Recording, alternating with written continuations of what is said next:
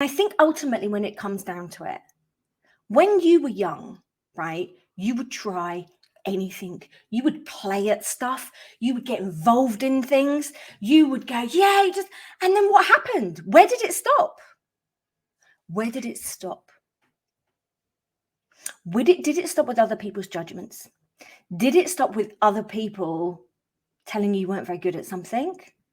Did it stop with, people taking the mickey? Did it stop with these loss of self-confidence and trust in yourself?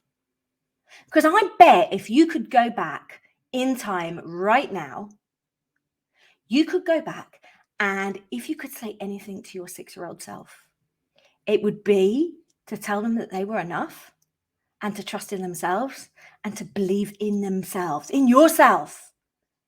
That's what I would do. I can't even imagine what I would be capable of if I knew all the things that I know now about personal growth and development and energetics and trauma and self-esteem and all of the things that I teach now. If I'd have had those skills and that mindset then, oh my goodness.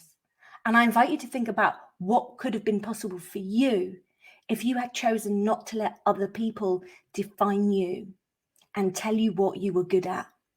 And now I'm inviting you to think about how that might be showing up for you in your parenting. Where are you defining your child?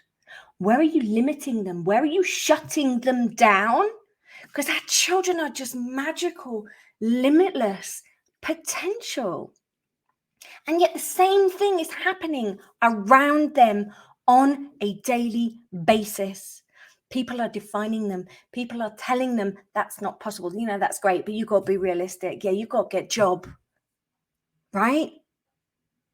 And I invite you to think how many of you are truly, truly happy where you are, because I'm telling you what generally happens in my experience, having seen this and worked with other parents and other people and other coaches, and in my experience, is generally what happens is people define you, people put you in a box, you believe it all. And then around about midlife, something happens. You get a midlife crisis. For me, it was the loss of half my family and my marriage, and it was loss. For other people, it could be a near-death experience or an illness or something. There is something that cracks you open, and suddenly you go, do you know what?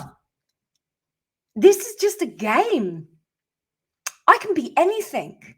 I can do anything.